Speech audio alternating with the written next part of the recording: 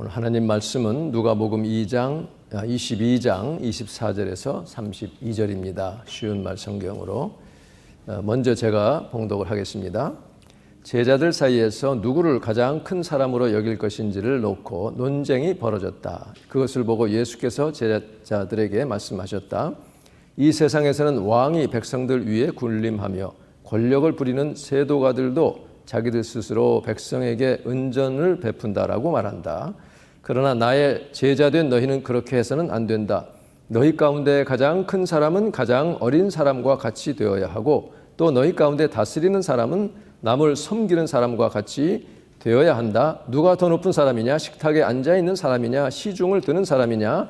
너희는 당연히 식탁에 앉아있는 사람이라고 생각할 것이다. 그러나 나는 시중을 드는 사람으로서 너희 가운데 있다. 28절부터 30절까지 같이 봉독합니다. 너희는 줄곧 나와 함께 있으면서 내가 겪은 시련을 나와 함께 받은 자들이다. 그러므로 내 아버지께서 내게 나라를 맡겨주신 것처럼 나도 너희에게 그렇게 하겠다. 장차 너희는 내 나라에 들어와서 내 식탁에 앉아 먹고 마실 것이며 또 보좌에 앉아 이스라엘의 12지파를 심판하게 할 것이다. 시몬아 시몬아 보아라, 사탄이 너를 밀가루듯 하겠다고 내게 요청하였다. 그러나 나는 네가 믿음을 잃지 않도록 너를 위하여 기도하였다. 장차 내가 깨닫고 돌이킨 후에는 네 형제들을 굳세게 하여 그들에게 힘이 되어 주어라. 아멘. 이것은 하나님의 말씀입니다. 하나님께 감사. 다 기록을 못해서 이만큼만 했습니다만 가장 핵심은 바로 28절입니다. 줄곧 나와 함께 있으면서 내가 겪은 시련을 나와 함께 받은 자들이다. 그렇기 때문에 이제 내가 내 나라를 맡기겠고 내 식탁에서 먹고 마시게 하겠고 이스라엘 12지파를 다스리게 하겠다는 놀라운 약속의 말씀입니다. 이 축복이 여러분의 것이 되기를 바랍니다. 오늘 말씀의 제목은 주와 함께 견딘 자의 상입니다. 한번 같이 해볼까요? 주와 함께 견딘 자의 상. 네, 듣기만 해도 흥분되는 너무나 아주 희망적인 그런 말씀이죠. 사람이 이렇게 친해지는 것은요, 동고동락을 할 때죠. 만나서 고생도 함께, 동고동락, 기쁨도 함께 나눌 때입니다. 생사고락을 또 함께 한다 그러잖아요. 근데 이렇게 함께 놀러 다니고 즐거운 시간을 갖고 파티도 하고 그렇게 만나는 친구 이제 있지만 그것도 친해지지만요, 더 진하게 정말 평생을 잊지 못하게 친해질 수 있는 그 길은 같이 고생길에 들어가는 거예요. 사선에, 전후에 같이 전투에 참여해서 사선을 넘나드는 그런 사람들은 평생 아주 진한 그런 전우애를 가지고 있잖아요. 그러니까 함께 어려울 때 함께 해주고 도움을 주고 하면 그 관계가 훨씬 깊고 오래 갈 수가 있는 것입니다. 같이 그저 즐겁게 지내고 뭐 먹고 놀러 다니고 파티하고 그렇게만 한 친구라면 그 사람이 진짜 친구인지 아닌지는 내가 어려움에 처할 때 알 수가 있어요. 또 나도 그 사람의 진짜 친구인지 아닌지는 그 사람이 어려움에 처했을 때에 위험에 빠졌다든지 누구에게 그 위협을 받고 있다든지 아니면 파이낸셜리 부록했다든지 그럴 때 도망치는 친구들이 있죠.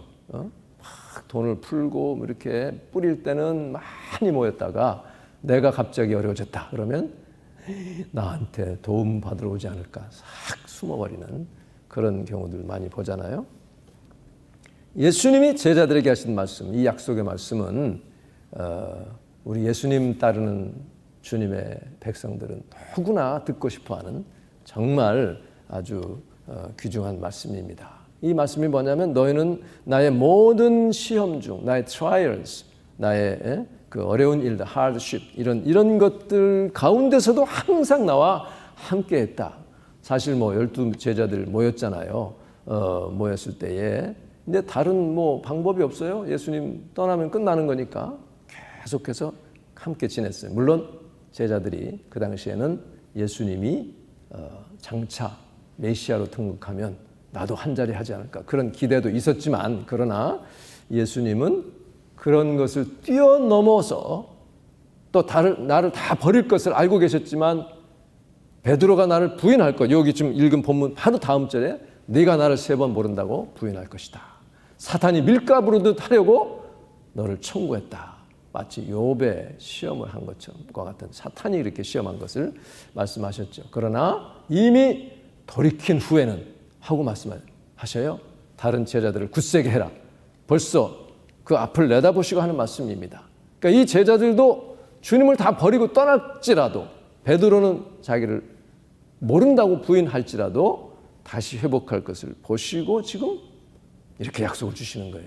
물론 가룟 유다는 예수님을 배반하고 팔았습니다.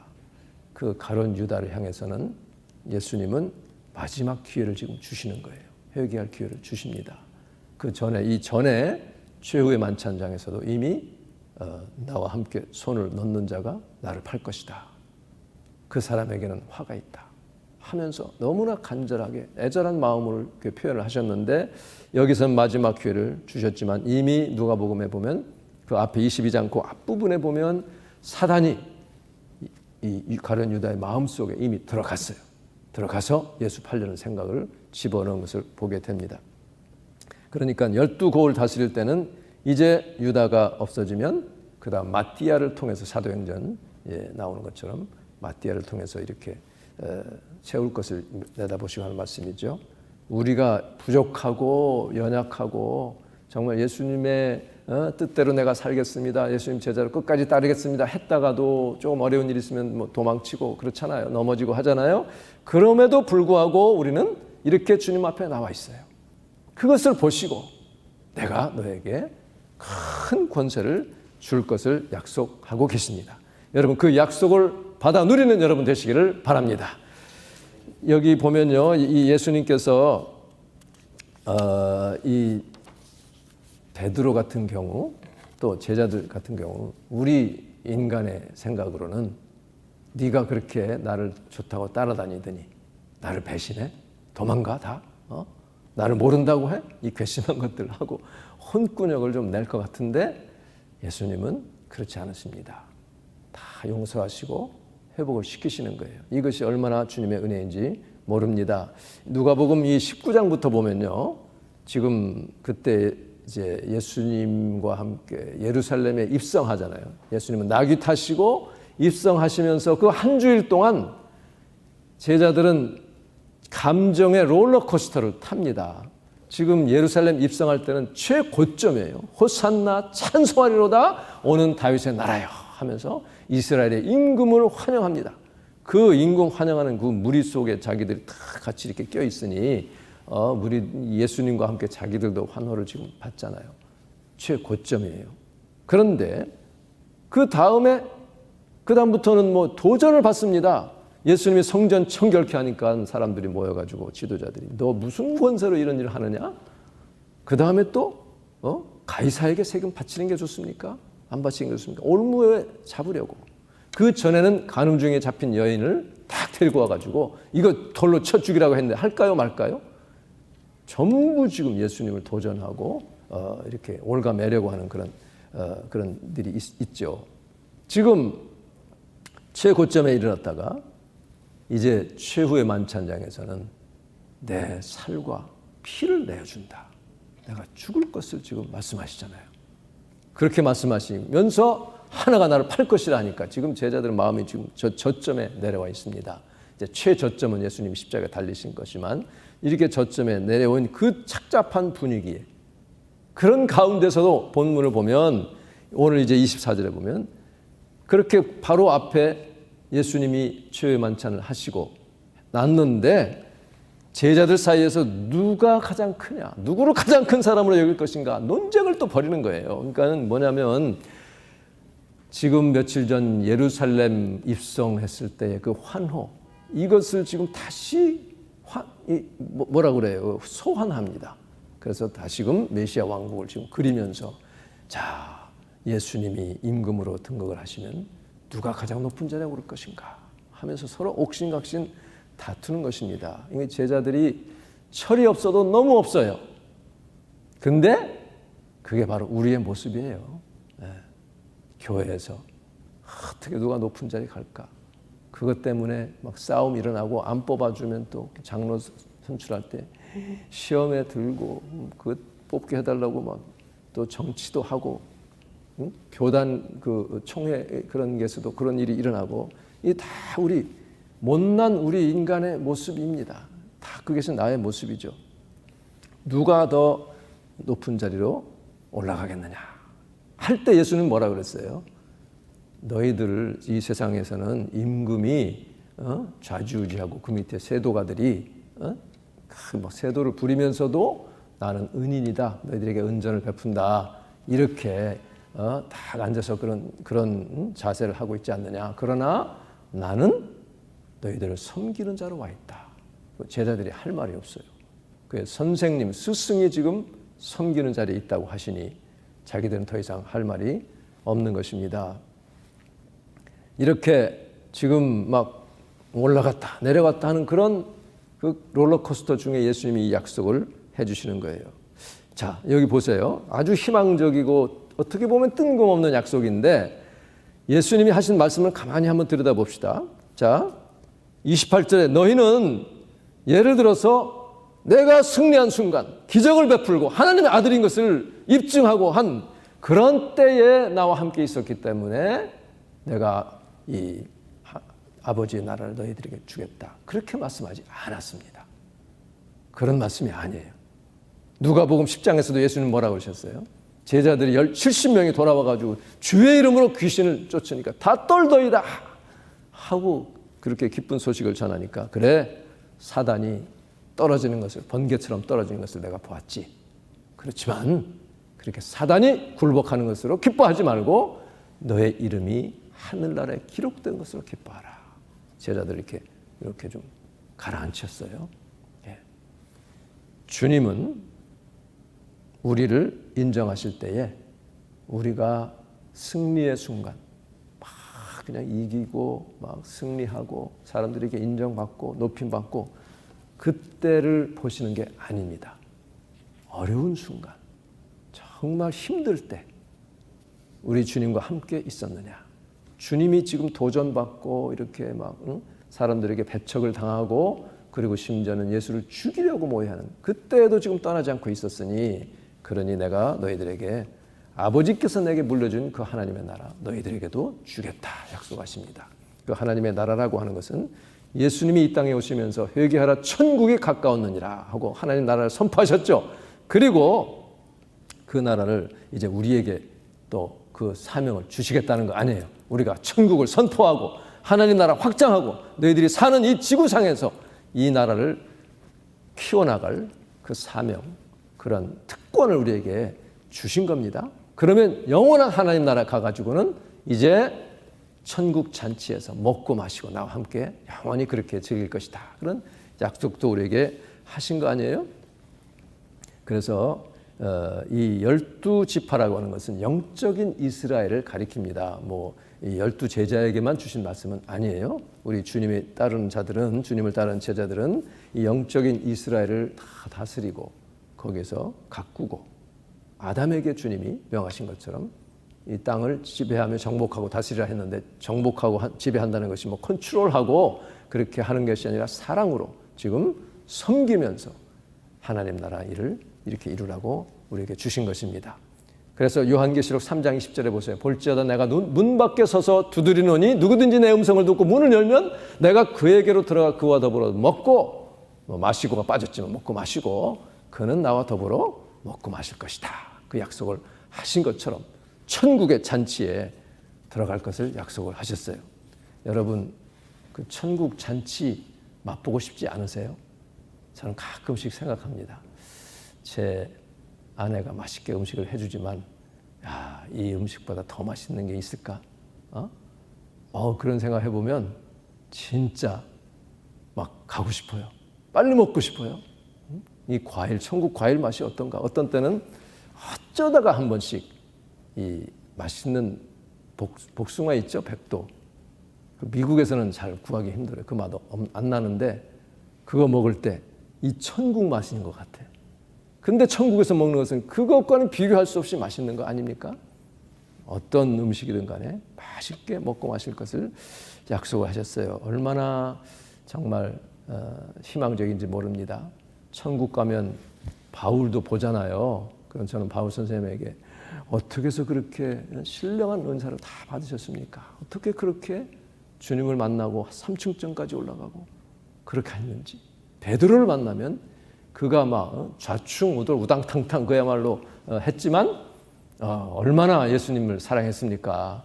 적극적이고 실수도 많이 했는데 천국 가서는 실수는 없을 거 아니에요.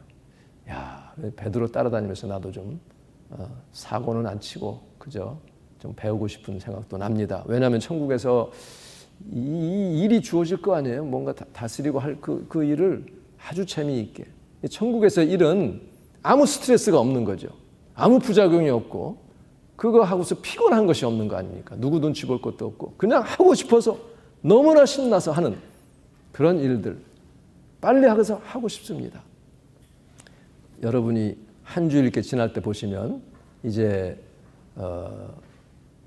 주말 되면 목요일 오후부터 슬슬 이제 막 스트레스가 쌓이고 그래서 이제 일주일간 일하시는 분들은 금요일 되면 막 빨리 이제 가고 싶고 이 일터를 벗어나고 싶은 그런 생각이 있다가 이제 토요일 실컷 놀고 주일 한 오후 3시쯤 되면 이때가 제일 마음이 사실은 직장 다니는 사람은 안 좋을 때예요. 그때 우리는 모여서 예배하고 또 친교하고 하잖아요. 그게 참 또 복이 되는 것 같아요. 주일 저녁 되면 이제 내일부터 또 일하는구나. 목회자들은 주일 토요일 날이 제일 스트레스가 많죠. 그러다가 주일 지나고 모든 게 끝나고 나면 이제 쉬게 되는데 이 쉬는 게 사실은 그 다음 주 또 오잖아요. 그러니까 쉰다고 해도 100% 마음 놓고 쉬는 건 아닙니다. 천국 가면 우리 주님께서 잔치를 늘 베풀어 주시고 영원한 그 안식을 주시겠다고 약속하셨으니 여러분 그것을 사모하시기 바랍니다. 그때 주님이 주실 상을 받아야 되잖아요. 그 상을 받으려면 예수님과 함께 어려움을 같이 견뎌내는 여러분이 꼭 되어야 될 줄로 믿습니다. 여러분 이 자신이나 아니면 여러분 자녀들이 성공하기를 다 원하잖아요. 성공한 삶을 살기를 원하시는데 진짜 내 인생 성공하기를 원하십니까? 많은 사람들이 교회에 열심히 나오는 사람들이 이런 생각들을 합니다. 청년들을 제가 몇 주 전에 한번 왔던 그 청년과 이렇게 얘기를 나누는 가운데 제가 그때에 그 한국의 역사에 대해서 주님의 복음에 그 들어오고 하나님께서 이 한국을 일으켜 주신 그런 얘기들을 쭉 했더니 하는 말이 자기는 잘 못 들어보던 얘기를 지금 듣는다는 거예요. 그러면서 요즘의 청년들은 또 많은 교회들은 그런 얘기가 아니라 어떻게 하면 지금 이 어려운 이 세상에서 이 각박한 이 세상의 삶에서 잘 견뎌내고 출세하고 이렇게 앞서 나갈 수 있을까? 그런 말하자면 일종의 모티베이셔널 그런 얘기들을 많이 듣는데 자기는 참 그 이외의 말을 많이 들었다. 처음 듣는 얘기들이 많다. 이렇게 얘기하는 걸 들어봤습니다. 그래서 많은 사람들이 내 커리어, 내가 성공하기 위해서 교회를 내 성공의 발판으로 생각하는 사람들이 많다는 거예요. 자, 이렇게 되면 정말 문제입니다. 그렇게 되면요, 교회는 내 성공을 위한 하나의 서포트의 세력이 되고 예수님은 나의 성공을 도우시는 분. 이렇게 되는 것이죠.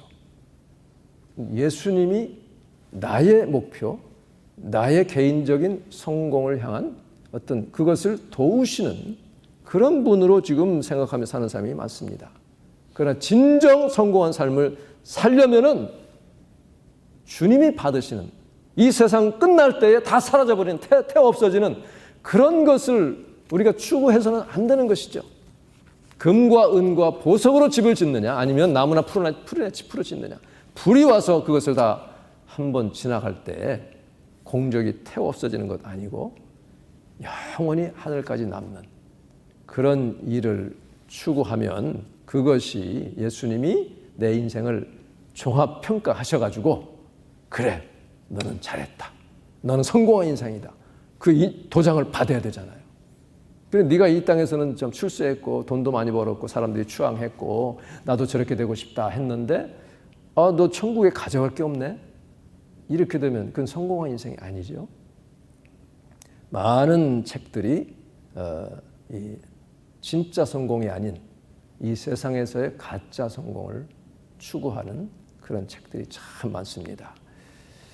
우리가 물론 하나님이 나에게 주신 탤런트를 잘 활용하는 것은 우리의 주어진 사명입니다. 이 탤런트를 잘 활용해서 내 이름 높이는 게 아니죠.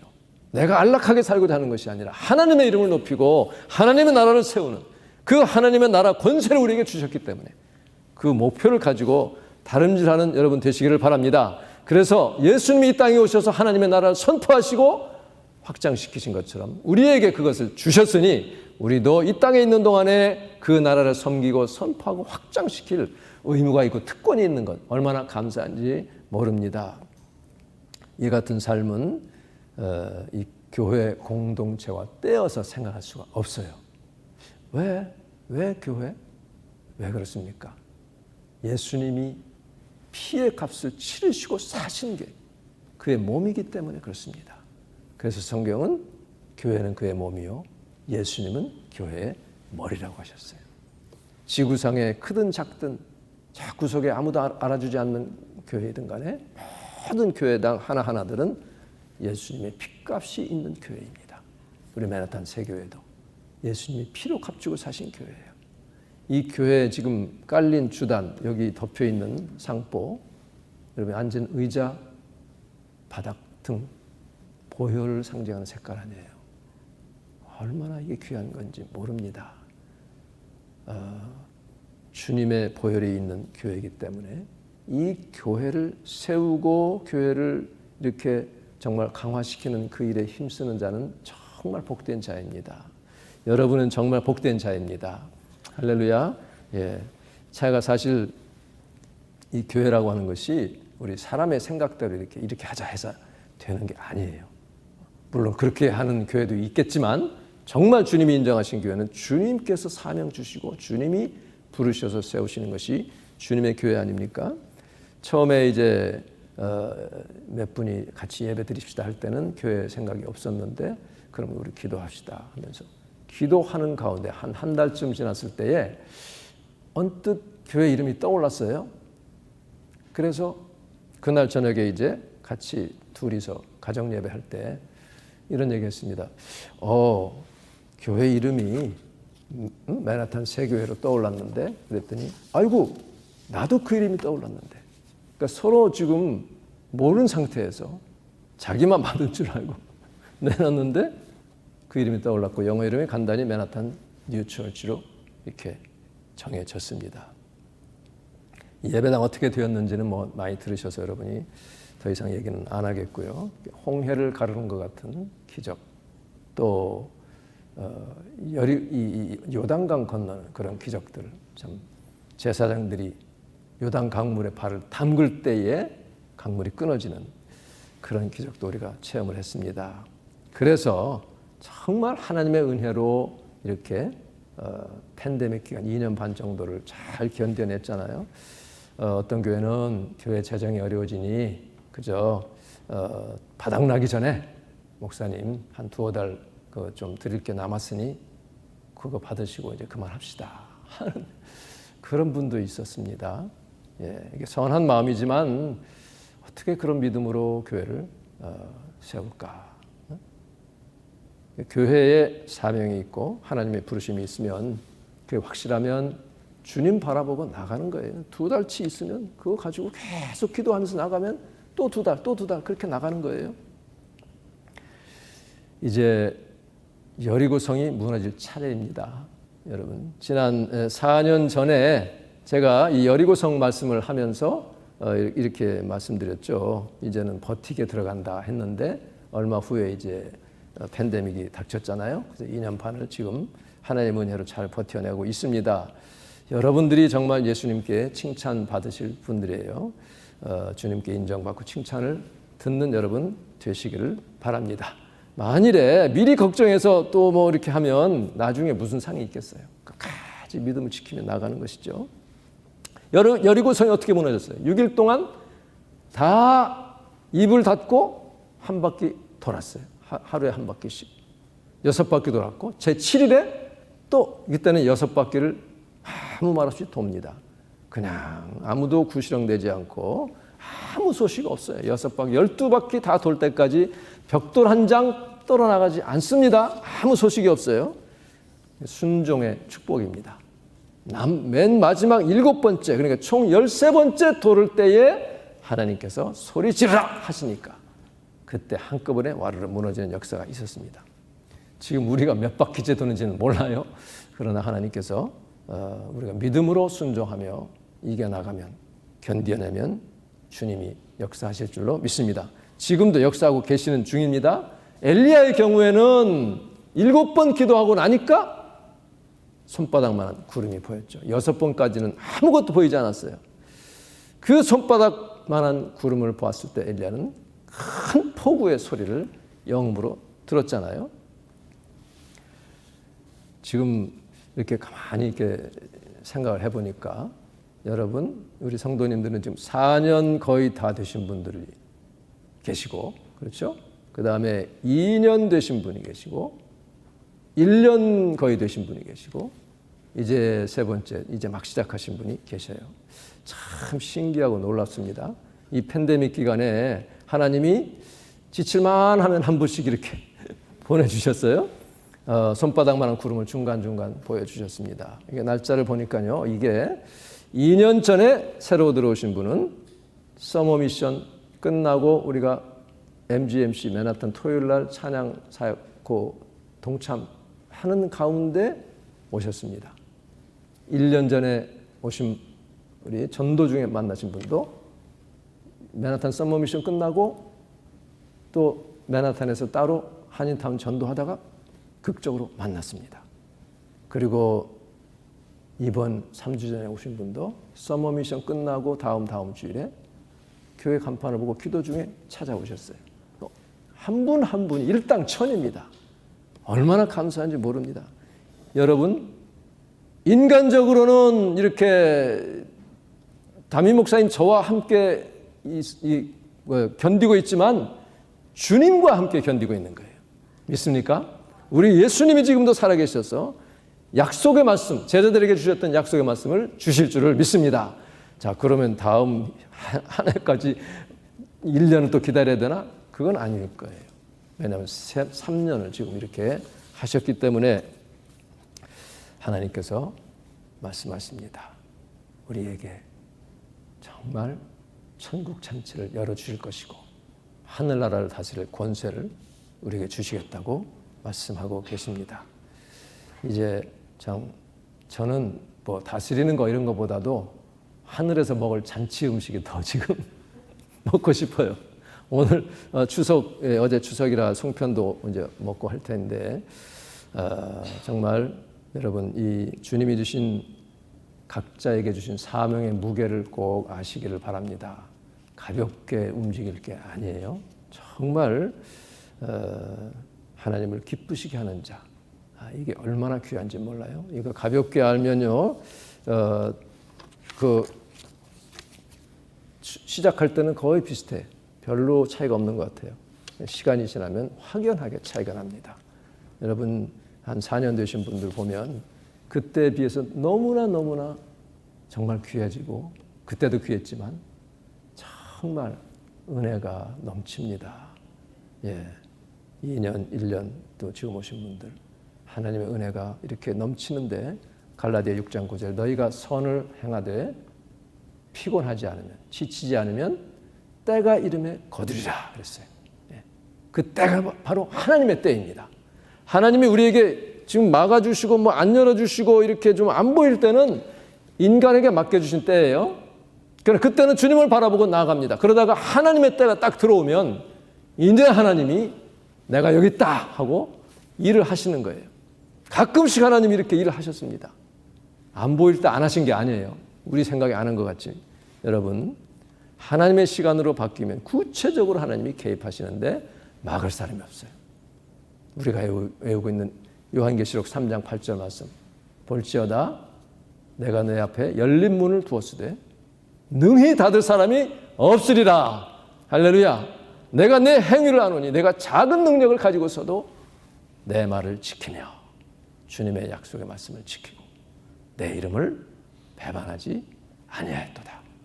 그런 여러분에게 열린 문의 축복이 있기를 주님의 이름으로 축복합니다. 너희는 가만히 있어 주가 하나님 됨을 알지어다. 주님을 바라고 믿음 가지고 주님과 함께 잘 견디어서 주님이 주시는 큰 상 받으시기를 주님의 이름으로 축복합니다. 기도하겠습니다. 좋으신 하나님, 은혜를 감사합니다. 저희들 연약하지만 그래도 주님께서는 한 걸음 한 걸음 인도하시고 믿음을 키워주심을 감사합니다. 아무것도 보이지 않는 가운데서도 주님 바라보며 끝까지 견뎌낸 주님의 제자들에게 하나님께서 정말 그 귀한 약속을 주신 것처럼 저희들에게도 그런 약속을 주심을 감사를 드립니다. 주여, 우리 믿음이 날이 갈수록 성장되고 성숙되어지게 하여 주시옵소서. 주님을 더욱 닮아가게 하여 주시옵소서. 끝까지 주의 약속을 믿고 바라보며 나아가서 하나님께서 우리에게 내려주시는 귀한 복과 은혜와 상을 모두 누릴 수 있는 복된 주의 백성들이 되게 하여 주시옵소서. 예수님의 이름으로 기도하옵나이다. 아멘.